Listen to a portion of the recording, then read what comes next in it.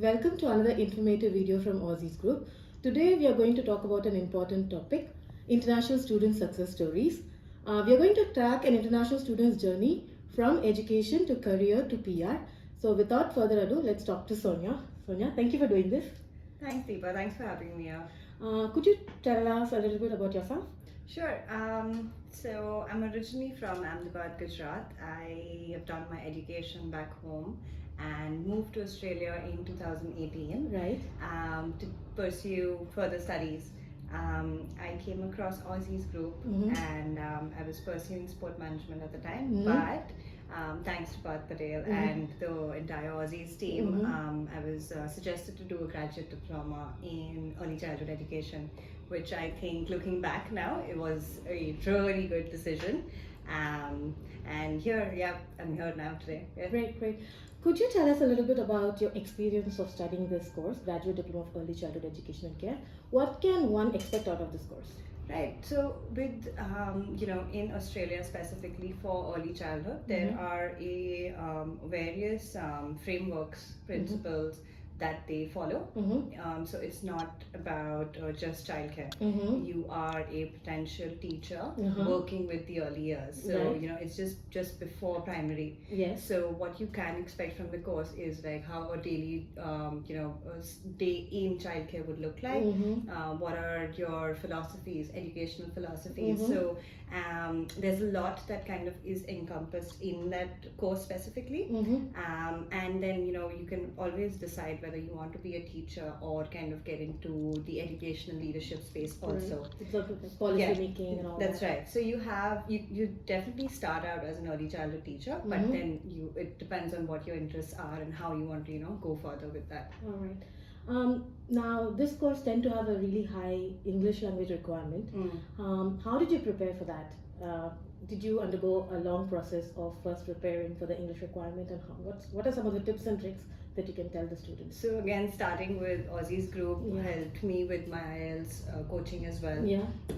But I would recommend everyone who is pursuing their skill assessment to start well in advance, because the IELTS requirement for this particular course is you need an 8 in listening and speaking, and you need 7 in reading and writing. Yes. So until you don't get that entire all the 4 scores together, it's difficult.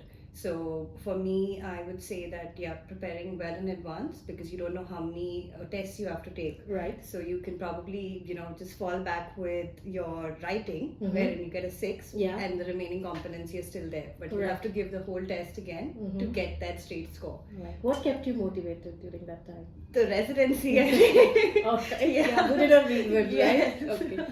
Talking about the course aspect a little bit, is this an intensive course, because there is work placement component as well? Can you talk a little bit about how much hours or how intensive it is for students that they have to dedicate certain number of hours for these courses? Sure. So you definitely have the assignment component that you anyways have in Australia, but in addition to that, every semester has a placement component. So you need to do a total of 45 days.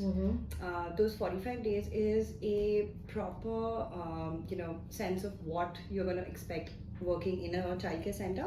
So you're pretty much going to be doing an 8 to 4 or a 7 to 3 depending on what center you're placed at. Right.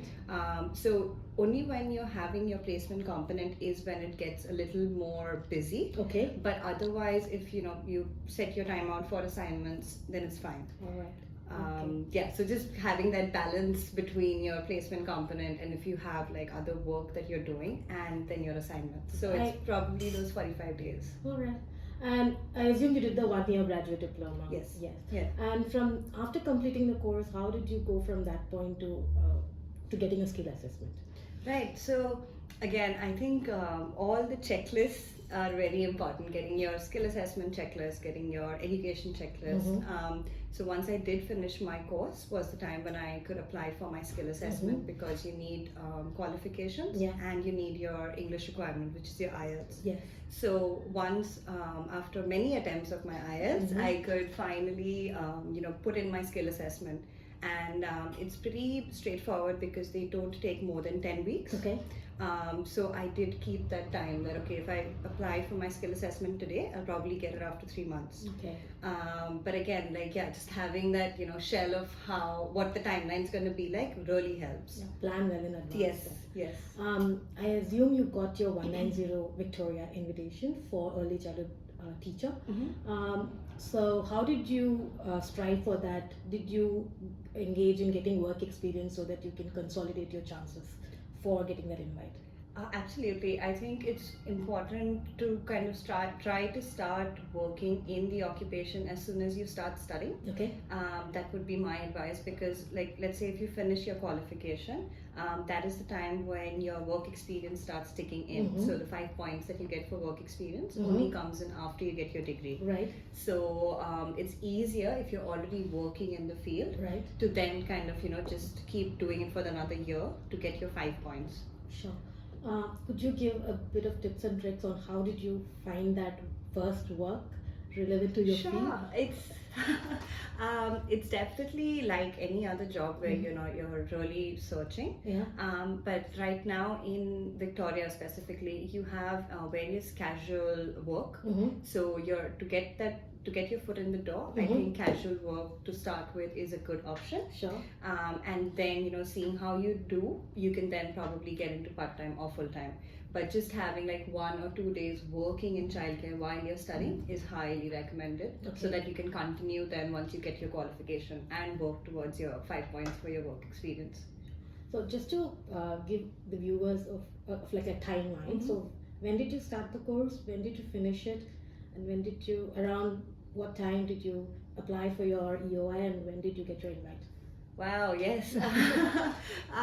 So I started my course in 2019, and I was supposed to finish it obviously by 2020 June. Yeah. But then COVID happened, so let's take those 6 months. So I took 1.5 years to finish my course. Yeah. I started doing my IELTS in January 21.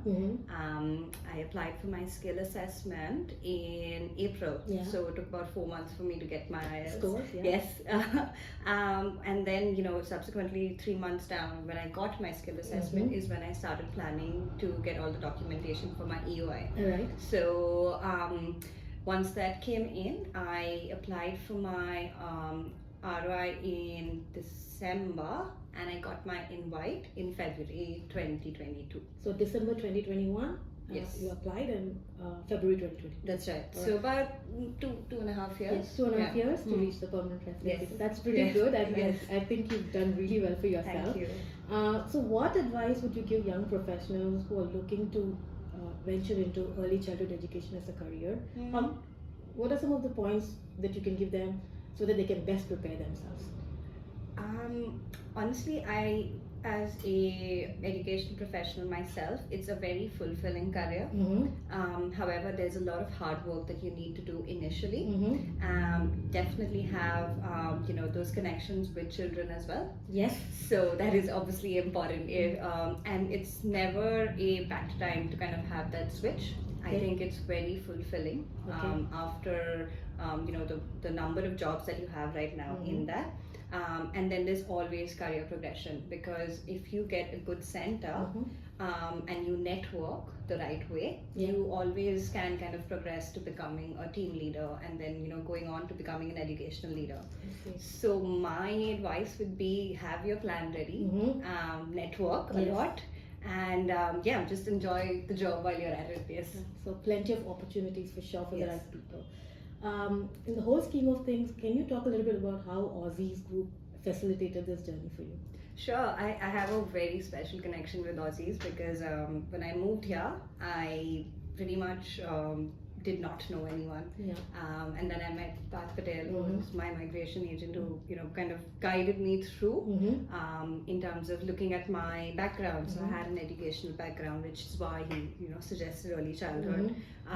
Even with my coaching, with my IELTS, I had to do my PTE also. Everything, I think Aussies has really been with me despite COVID happening. It was a very difficult time for people like me who are applying and pursuing a residency that big while COVID is happening. Of course. Despite that, I think they've always been available. You all have always been there. So Thank you for your kind words. Finally, where in terms of career, because after PR, we would like to know where do you stand now? Have you had further progression in your early childhood career since then? Yes, so like I said, with me, I've always been proactive in what I'm doing, Okay. and just kind of seeing what are my other opportunities in the future. And at the moment, I'm working as a early years coordinator. Again, I'm on the operation side of it. Right. But I mean, yeah, that's where I am at the moment. Wonderful, wonderful. Thank you so much for doing this, Sonya. Thank you for having me, Deepa. So that's the video, guys. So if you're also interested in pursuing graduate diploma of early childhood or even a bachelor of early childhood, please contact our team for friendly advice and we'll be happy to guide you. Thank you.